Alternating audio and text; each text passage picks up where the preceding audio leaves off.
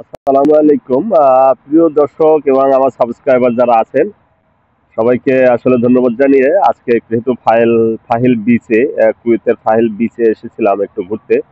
তাই আপনাদের জন্য একটা ভিডিও করে রাখলাম যাতে আপনারাও দেখতে পারেন। শুধু আমি একাই দেখবো তা তো নয়, আমার দর্শকদেরকে তো দেখাতে হবে, আমার প্রাণের প্রিয় দর্শক এবং সাবস্ক্রাইবার যারা আছেন। তো এটা হচ্ছে যে বিচ, বিচের যে অংশটা দেখেন, এইটা শুধু বালু আর বালু। কিন্তু এখানে বালু, এখানে কোনো ময়লা নাই, শুধু বালুই আছে।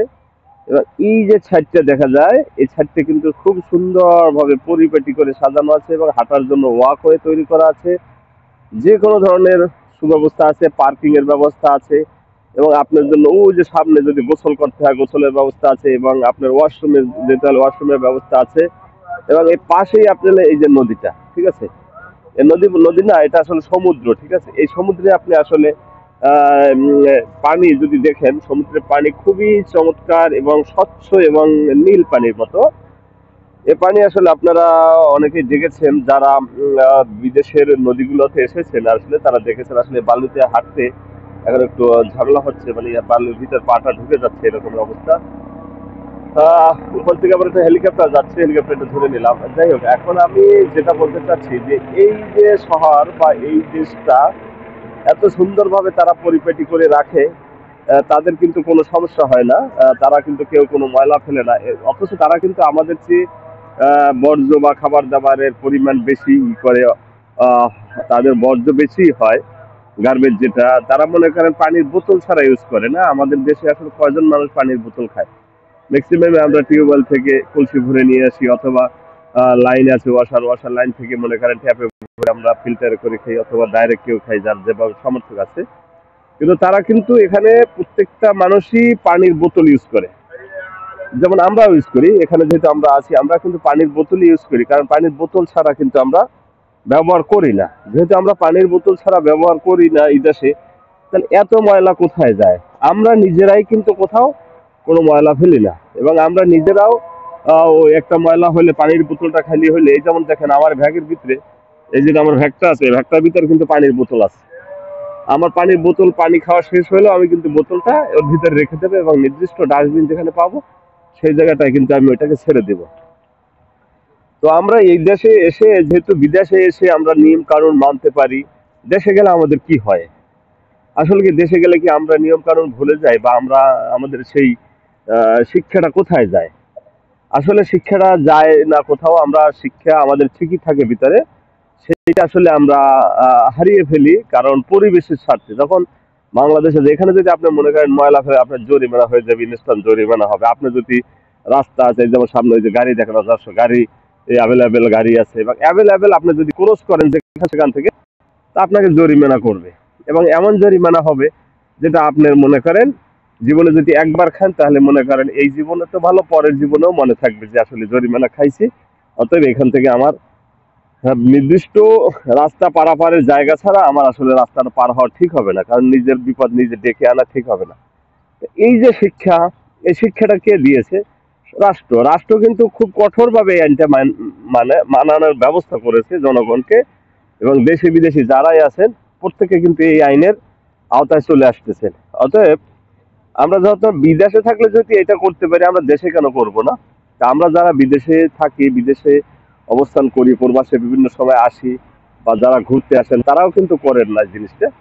আমি সবাইকে বলবো যে আমরা দেশে গেলেও যেন সেই নিয়মটা যেন আসলে আমরা মেনে চলি, ঠিক আছে। এই নিয়মটা যদি আমরা মেনে চলি তাহলে আমার আপনার আমার দেশ, সবার এই দেশ, এই দেশটাও সুন্দর থাকবে, আমাদের দেশটাও সুন্দর থাকবে এবং সাজানো গুছানো দেশ এবং নিট অ্যান্ড ক্লিন। এই যে দেখেন আমি যে যাচ্ছি, এখানে কোথাও কোনো ময়লা আছে? কোথাও কোনো ময়লা দেখতে পাচ্ছেন? যেখানে মাটি থাকার কথা সেখানে মাটি, যেখানে বালু থাকার কথা সেখানে বালু, যেখানে ঘাস থাকার কথা সেখানে ঘাস। এর বাইরে কিছুই আপনার কিন্তু নাই। তাহলে আমরা ওই বাংলাদেশি, পাকিস্তানি, ভারতী, তারা এসেই কিন্তু এই দেশটাকে পরিষ্কার রাখি, পরিপাটি রাখি।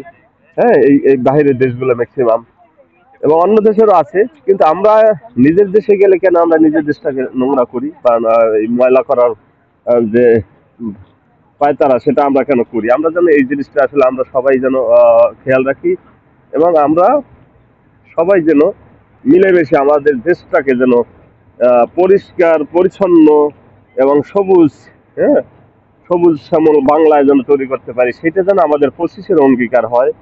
যেমন অতীতের সকল আহ, সকল অন্যায় অত্যাচার অবিচারকে ভুলে গিয়ে এবং সবকিছুকে কবর দিয়ে আমরা যেমন নতুনকে সাজাতে চাচ্ছি, আমরা যেন ভবিষ্যতে আমাদের দেশটাকে সুন্দর, সুশৃঙ্খল এবং পরিষ্কার পরিচ্ছন্ন, আমাদের শহর থেকে শুরু করে সমুদ্র নদী যা যেখানে আছে সবকিছু যেন আমরা পরিষ্কার পরিচ্ছন্ন রাখতে পারি, রাখি, এবং এই এই অঙ্গীকার যেন আমরা প্রত্যেকে করি। সেটা আসলে আমি আমার এই ইউটিউব চ্যানেল এবং আমার যে ফেসবুক পেজ, এখান থেকে সকলের প্রতি যে এই আহ্বানটাই আসলে আমি করতেছি। আসলে এই আহ্বানে আপনি সাড়া দিবেন কি দিবেন না, না কি করবেন, সেটা আসলে আপনার ব্যক্তিগত ব্যাপার। যদি আপনার যদি বিন্দুমাত্র যদি মানসিক পরিবর্তন হয়, সেটাই আমার জন্য সার্থকতা। আশা করি আপনি ব্যাপারটা বুঝবেন, আপনাকে বুঝবেন, আপনার চারপাশের লোককে বুঝাবেন। এখানে আসলে আপনার কোনো টাকা খরচ হবে না, পয়সা খরচ হবে, আপনি শুধু আপনার ইচ্ছা শক্তিটাই সবচেয়ে বড়। অর্থাৎ আপনি ইচ্ছা করে যদি আপনার দেশটাকে ক্ষতি করেন বা আপনার দেশটাকে নষ্ট করেন, আপনার দেশটাকে নোংরা করেন, তাহলে সেই দেশটা আসলে অন্য কোনো দেশ বা অন্য কোনো কেউ বা সরকার নিজে গিয়ে আপনাকে এই পরিষ্কার বা উন্নত করে দিতে পারবে না। অর্থাৎ দেশের স্বার্থে, দশের স্বার্থে, মানব সেবার স্বার্থে, জনগণের স্বার্থে আমি আপনাদের প্রতি আহ্বান, যারা আমার এই চ্যানেলে সাবস্ক্রাইবার আছেন, দর্শক আছেন এবং আমার ফেসবুক ফলোয়ার আছেন, ফেসবুক পেজে, সকলের প্রতি আহ্বান থাকবে, দেশটা আপনার আমার সবার, ধর্ম যার যার, দেশ আমাদের সকলের। এই দেশ আপনি আমি সকলেই এই দেশ গড়ার অঙ্গীকার করি এবং এই দেশকে সমুন্নত রাখতে, দেশের সার্বভৌমত্ব রক্ষার স্বার্থে, দেশের সকল অন্যায় অবিচার দূর করার জন্য আমরা ঐক্যবদ্ধ থাকবো এবং আমরা সকলের জন্য দোয়া করব এবং একসাথে মিলেমিশে কাজ করব। তো ভালো থাকবেন সবাই।